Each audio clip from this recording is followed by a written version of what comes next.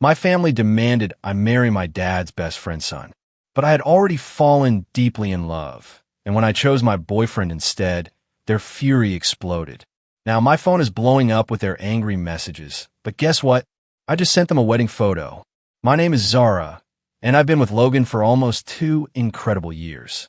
We first crossed paths at our friend Andre's monthly game night.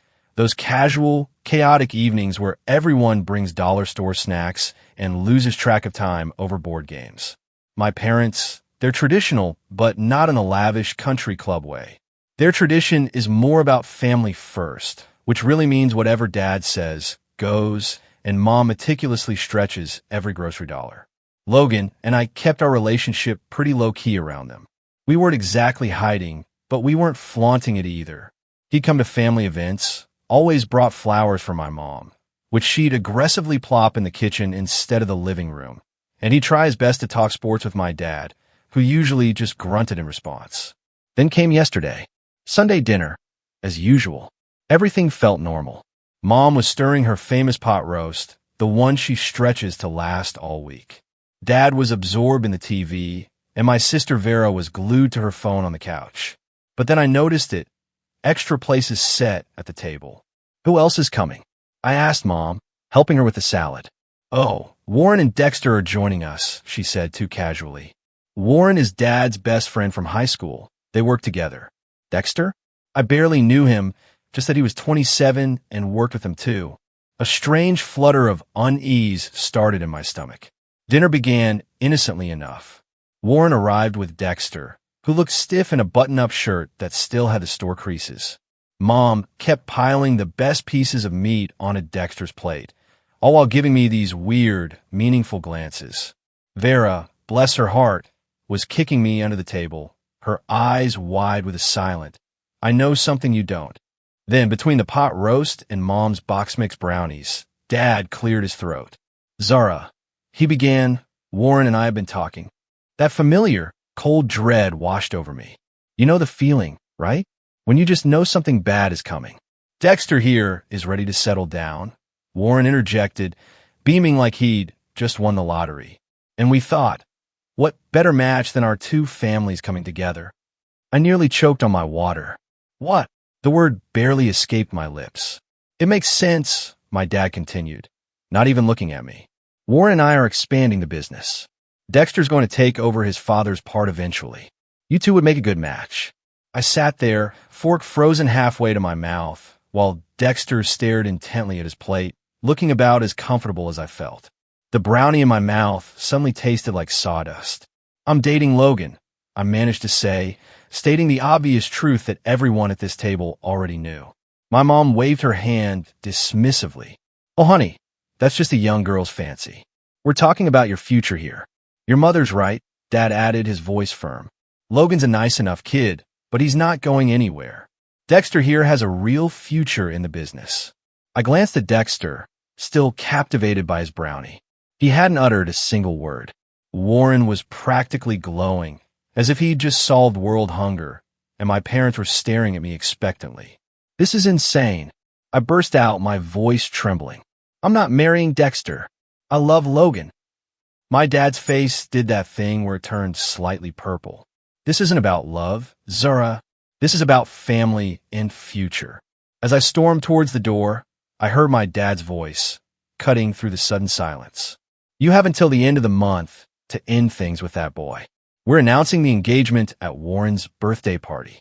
I didn't say anything else, just grabbed my crossbody bag and fled. Logan was already waiting in his car around the corner, as we planned to go to Walmart after dinner. I got in, my hands shaking so badly I struggled to buckle my seatbelt. That was yesterday. Today, my phone has been a constant barrage of messages. My mom begging me to be reasonable, to think of the family. Vera sending a string of WTF texts, followed by dire warnings that Dad was absolutely serious. Even my cousin Ophelia called, just to ask if it was true. Logan and I stayed up late last night in his tiny studio apartment, wrestling with what to do. We'd actually been planning to move in together when his lease was up next month. Nothing fancy, just a small 2-bedroom in the same complex as Andre. We'd been quietly saving, keeping it under wraps. Now, I wondered if we needed to speed things up. I muted most of my family on my phone, but I could still see the message count growing. The only one I responded to was Vera, who swore not to tell anyone that I was staying with Logan tonight. I felt so lost, so torn. I love my family, but this was crazy, right? It's 2024, not 1825. Who even does arranged marriages anymore, especially over something as mundane as a business deal? I needed advice. Logan was incredibly supportive, but he kept saying it was my decision to make. All I knew was that I wasn't marrying Dexter, no matter what kind of future my dad thought it would give me. 2 weeks have flown by since that surreal Sunday dinner, and I'm writing this from Logan's couch at 1 a.m., stress eating dollar store cookies, try to process how everything spiraled so quickly. Our water heater just broke, the landlord isn't responding, so this felt like the perfect time to update you all while waiting for the kettle to heat water for a sink shower. The day after my last post, I waited until my parents would be at work and crept home to grab some essentials. I thought I'd be in and out, but Vera was homesick from community college. Between shoving clothes into my duffel bag, she filled me in on what I'd missed. Turns out, this whole situation was way messier than I thought. The truth came out in pieces. Warren's business was in serious trouble. Dad had been stressed about money too, evident from the kitchen faucet that had been dripping for months. This arranged marriage wasn't just some random traditional values thing. It was about combining the businesses, using my dad's contracts to keep Warren's company from going under. Real romantic, right? Things got even more complicated when I discovered my parents had already put down a non-refundable deposit on a wedding venue. They'd booked it for Warren's birthday party, but apparently signed it as an engagement celebration. My mom had been showing the contract to everyone as proof that I couldn't back out now. The venue was some fancy converted barn that probably cost more than I make in 3 months. The sheer audacity of it left me speechless. The next few days brought a constant stream of missed calls and emotionally charged messages. My cousin Ophelia dropped by Logan's with some winter clothes she'd borrowed and shared that my mom had been calling everyone in the family, crying about how I was throwing my life away. The family gossip mill was working overtime. Apparently, Dexter still lived in his parents' basement and spent most of his time playing Fortnite. What catch I was missing out on? Work hasn't been much better. My manager coincidentally cut my hours after my mom called the store, crying about her troubled daughter. Now, I'm scrambling to pick up shift swaps just to make rent. Logan's dealing with his own issues. His car failed inspection, and the repairs would cost more than the car's worth. Our living situation? Challenging. Logan's studio wasn't meant for 2 people. We're practically stepping over each other constantly, and his downstairs neighbor keeps complaining about extra noise to the landlord. The bathroom sink is currently holding my entire skincare routine because there's literally nowhere else to put it. Last night, I found my mascara in the kitchen cupboard next to the ramen noodles. That's the level of organization we're working with here. The financial strain is getting real. Between reduced hours at work and unexpected expenses, who knew moving would require so many random purchases? We're both feeling the squeeze. I've started selling clothes on Poshmark just to build up some savings. Logan's been picking up odd jobs on TaskRabbit, but it's barely covering the basics. We've become experts at stretching groceries. Rice and beans have become close friends. The situation hit a new low when I ran into my parents at Walmart while discount shopping. What followed was a scene straight out of a bad drama. Tears in the cereal aisle, accusations about family loyalty, and vague threats about Warren selling to some big corporation. We just grabbed our essentials and left, but not before Mom noticed the generic brand items in our cart and started crying harder about how I deserve better than this life. Today's fresh hell involved discovering that my parents had apparently been saving for my wedding since I was born. Mom sent photos of the wedding fund passbook, a not-so-subtle reminder of what I was throwing away. The guilt trip came with a side of childhood photos and a screenshot of current wedding venue prices. To make matters worse, our planned apartment fell through. The landlord decided to rent to his nephew instead. So, we're back to square one. Logan's lease expires in 2 weeks, and finding an affordable place is proving harder than expected. His friend Andre offered us his spare room temporarily, but accepting feels like admitting defeat, especially since Andre lives in his parents' garage conversion and his mom still does his laundry. Logan has been incredibly supportive, but I can tell this is wearing on him too. Yesterday, I found him staring at ramen packages with this defeated look that broke my heart a little. The extended family's involvement is the worst part. My phone is constantly buzzing with messages from relatives I barely see, all experts on why I'm making a huge mistake.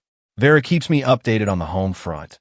Apparently, Dad's now talking about writing me out of his will, which would be more threatening if there was anything to inherit. If you're still hooked on this roller coaster, don't forget to hit subscribe. There are more unbelievable twists coming. When I catch myself wavering, I look at Logan, maybe playing Wordle on his phone, or doing that thing where he hums while washing dishes, and I know I can't give in. We're not some business merger, some assets. This is our lives, even if right now those lies involve sharing a single bath towel, because we forgot to grab mine during the Great Escape. For now, we're taking it day by day. Apartment hunting during lunch breaks, blocking new numbers as they pop up, and trying to figure out our next move. At least we have each other, even if our current date nights consist of comparing rental listings over microwave ramen. Hey, everyone. Some of you might remember me from my previous post about my parents trying to arrange my marriage to my dad's best friend's son, Dexter. Well, a lot has happened in the past week, and I'm writing this from a $45 a night motel room while eating leftover pizza and still wearing my $30 Amazon dress. It wasn't exactly the wedding I dreamed about as a kid, but honestly, it was perfect in its own weird way. The decision to elope came after finding out my parents had started sending out pre-engagement party invitations to that fancy barn venue they'd booked. My sister Vera sent me a photo of the invitation. They'd even picked out my future married name and everything. That was the final straw. Logan and I had been talking about marriage anyway, especially since we'd been living together for the past few weeks.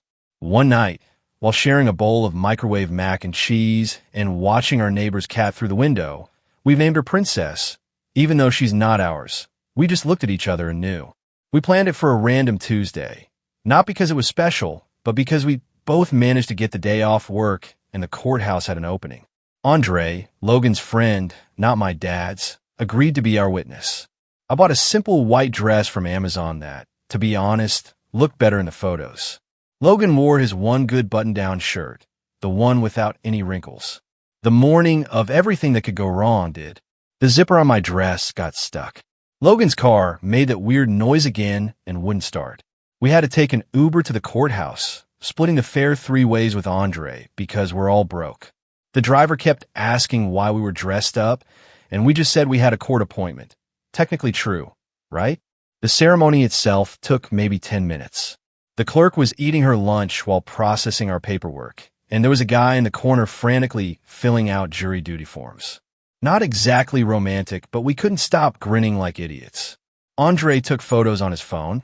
Most of them are blurry, but there's one good one where Logan and I are just looking at each other and laughing because I almost dropped the $12 ring we got. We celebrated at the diner around the corner, splitting a plate of fries and a milkshake because that's what was left in our wedding budget. Andre insisted on paying for his own coffee, saying it was his wedding gift to us. The waitress gave us free pie when she found out we'd just gotten married, the first bit of wedding luck we'd had all day. Then came the hard part, telling people. We decided to do it through a simple Instagram post, just that one good photo Andre took with a casual caption. So we did a thing. The first response was from Ophelia, just a string of crying laughing emojis. Then Vera called, simultaneously laughing and crying. She was happy for us, but worried about the fallout, which, well, she was right to be. My mom saw the post while at the grocery store. I know this because she called me from the parking lot, sobbing so hard the cart attendant asked if she needed help. She kept saying things about how she'd never be able to show her face at church again. How could I do this to the family? What about the venue deposit? Dad's reaction came through Vera. Apparently, he threw his phone across the room when he saw the post. Warren, his best friend, immediately drove over to their house. Dexter surprisingly liked our Instagram post and even commented congratulations, which probably didn't help the situation. The extended family response has been a mix of shocked Facebook messages, angry texts, and a few quiet congratulations. My cousin tagged me in a TikTok about ungrateful children. Real mature. We're currently laying low in this motel because our apartment application is still processing, and Logan's lease ended yesterday. The room smells like old cigarettes, and the Wi-Fi keeps cutting out, but it's our first home as a married couple. We've been watching random YouTube videos on Logan's phone and ordering cheap takeout, making the best of it. The wedding venue called. Turns out my parents tried to cancel my engagement party, but still lost the deposit. They're apparently telling everyone I forced them to book it, which is a creative interpretation of events. Money's still tight. We're both picking up extra shifts when we can, and I'm selling more stuff on Poshmark. The apartment we applied for isn't fancy. It's a ground floor, one bedroom with a weird layout and no dishwasher, but it would be ours. The leasing office said they'd let us know by Friday. Vera has been our main source of news from home. Mom's apparently redecorated my old room already, took down all my photos and everything. Dad's telling everyone at work that I'm going through a phase. Warren's wife keeps trying to arrange a family meeting to fix things. The strangest reaction came from Dexter himself. He sent me a DM saying he's actually relieved because now he can finally tell his dad about his girlfriend. Apparently, they've been dating for over a year, and she's not just a streamer, she's also a single mom. Warren would definitely not approve. Logan and I are taking it day by day. Sometimes I wake up panicking about everything we've done, but then Logan makes me laugh by trying to cook ramen in our motel room's coffee maker, and I remember why I chose this. It's not perfect, but it's ours. Sometimes, truth comes in the most unexpected ways. In my case, it came through a stack of water damage papers I found while helping Vera clean out our flooded basement after last week's storm. The basement incident happened when Vera called, panicking about water seeping in while Mom and Dad were at some church fundraiser. Logan and I drove over to help save what we could. While moving boxes to higher ground, I found Dad's old filing cabinet had tipped over, papers everywhere, mostly soaked. As we were sorting through what could be saved, I found something interesting. Loan documents. Lots of them. All with Warren's signature, and my dad as guarantor. The dates went back years. Small loans at first, then bigger ones. The most recent was from just before this whole marriage mess started. Some had red final notice stamps. Others had payment schedules with mischeck marks. It was like looking at a timeline of Warren's business slowly sinking. But here's where it gets really weird. Mixed in with the loan papers were emails printed out between Dad and some big development company. They were interested in buying both businesses, Dad's and Warren's, but only if they came as a package deal. The offer was actually decent enough to clear all the debts, and then some. The catch? They wanted proof of stable succession planning. Basically, they weren't buying unless they knew the businesses would stay together long term. And that's where Dexter and I came in. The perfect solution to show the businesses would be family-run for years to come. While we were still processing this, Vera found more papers. Turns out Warren had been hiding how bad things were from everyone, including his wife. He'd mortgaged their house twice without telling her. My dad had co-signed everything, probably thinking Warren would turn things around eventually. The real kicker? A draft of a contract dated just before the whole marriage proposal thing. Warren had already started selling off equipment to cover payments. Dad was about to lose everything he'd built up over 20 years because he trusted his best friend. The betrayal, the manipulation, it was all laid out in damp, crumbling paper. I took photos of everything before the water could destroy them completely and sent them to Dexter too. He deserved to know. His response was just, well, that explains the rush. Apparently, his dad had been pushing him to settle down for months, even tried to break him up with his girlfriend. The next day, Ophelia came over to our apartment, bringing housewarming ramen because that's our thing now. She had more tea. Warren's wife found out about the second mortgage and has moved in with her sister. Dexter finally told everyone about his girlfriend and her kid and moved in with them. Warren's staying with his brother, supposedly to give her space, but probably because she changed the locks. Dad still won't talk to me directly, but he's been asking Vera weird questions about my new place, if I'm eating enough, that kind of thing. Mom switched from angry Facebook posts to sharing missing my daughter memes, which is progress, I guess. Yesterday, I got a text from Warren, just I'm sorry. I haven't responded yet. Not sure I will. Logan's been amazing through all this. He doesn't say much about it, just holds me when I need it and makes terrible jokes when I get too serious. Last night, he tried to lighten the mood by suggesting we could start our own business, but like something simple. Maybe selling those little hats for cats online. We're doing okay. The apartment's slowly coming together. Found a real bed frame on Facebook Marketplace yesterday. Our upstairs neighbor's kid practices trumpet at 7 a.m. every day, but we're getting used to it. I'm picking up extra shifts at work, and Logan started doing food delivery on weekends. It's not glamorous, but the bills are getting paid. Vera says Dad's been in his garage a lot lately, probably trying to figure out what to do next. The development company pulled their offer when the merger fell through. She overheard Mom telling her friend on the phone that they might have to sell the house, the one they've lived in since before I was born. Part of me feels guilty, even though I know none of this is really my fault. Another part is angry that they tried to use my life to fix their business problems. Mostly, I'm just tired of the whole thing. I wasn't planning on posting again, but I just had the most surreal Thanksgiving experience, and I thought you all might want to know how things turned out after the whole arranged marriage drama. First off, Logan and I are still in our tiny apartment. We finally got a real bed frame, goodbye air mattress, and the neighbor kid has moved on from trumpet to drums. Progress. The upside is we found out our other neighbor works at a furniture outlet, so we got a slightly damaged couch for practically nothing. It has a weird stain that kind of looks like Danny DeVito if you squint, but it's comfortable. The biggest change happened about 2 months ago. Mom started sending these weird thinking of you texts, usually late at night, when she was watching those crime videos on Facebook. Then she asked if we could meet for coffee. I agreed, mostly because I was tired of dodging her at the grocery store. We met at that diner where Logan and I had our wedding reception.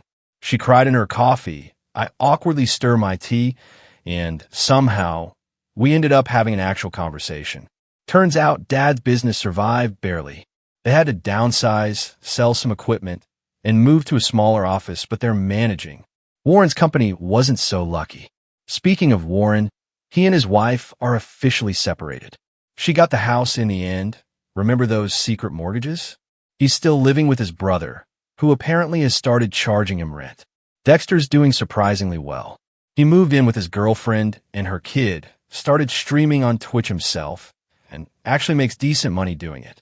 His mom told my mom he seems happier than he's been in years. He and Logan even game together sometimes, which is weird but kind of nice. Dad took longer to come around. The breakthrough came when our car broke down again.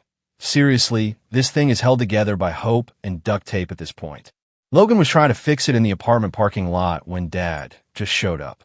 Vera had mentioned it to Mom, who mentioned it to Dad, and well, he didn't say much, just started helping with the car. Now they have this weird thing where they text each other car maintenance videos. Dad still barely talks to me directly, but he'll send Logan links to auto parts on sale. Baby steps, I guess. Thanksgiving was the real test.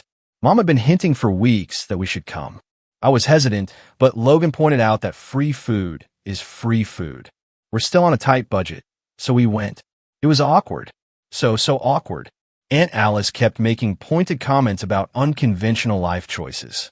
Uncle Bob pretended we weren't there.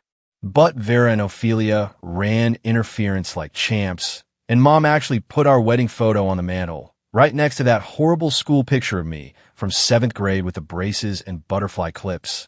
The surprise guest was Warren's ex-wife. Apparently, she and Mom are still friends. She brought this amazing sweet potato casserole and spent most of dinner telling everyone about her journey of self-discovery and her new hobby. Dad looked like he wanted to disappear into his mashed potatoes.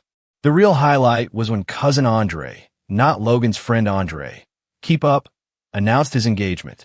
Everyone immediately started planning this huge wedding, talking about venues and flowers and whatnot. Mom caught my eye across the table and actually winked. Progress. Our apartment is still small, but we've made it home. The ring finally turned my finger green, but I kind of like it. It matches our aesthetic. Logan's car is still making that noise, but we're saving up for a new one, slowly, very slowly. Work is work, nothing exciting, but we're both getting by. Logan started taking some online courses in computer stuff. I'm thinking about it too, but for now, I'm just trying to pick up extra shifts when I can. Vera comes over a lot, usually with food for Mom. I think she's Mom's spy sometimes, reporting back about whether our apartment is clean or if we're eating vegetables. But she also brings gossip about Warren and Dexter. His girlfriend's kid now calls him Papa D. What would you have done in my place? Have you ever been through something like this, where family expectations clashed so dramatically with your own path? Tell me what you think in the comments. I really want to know.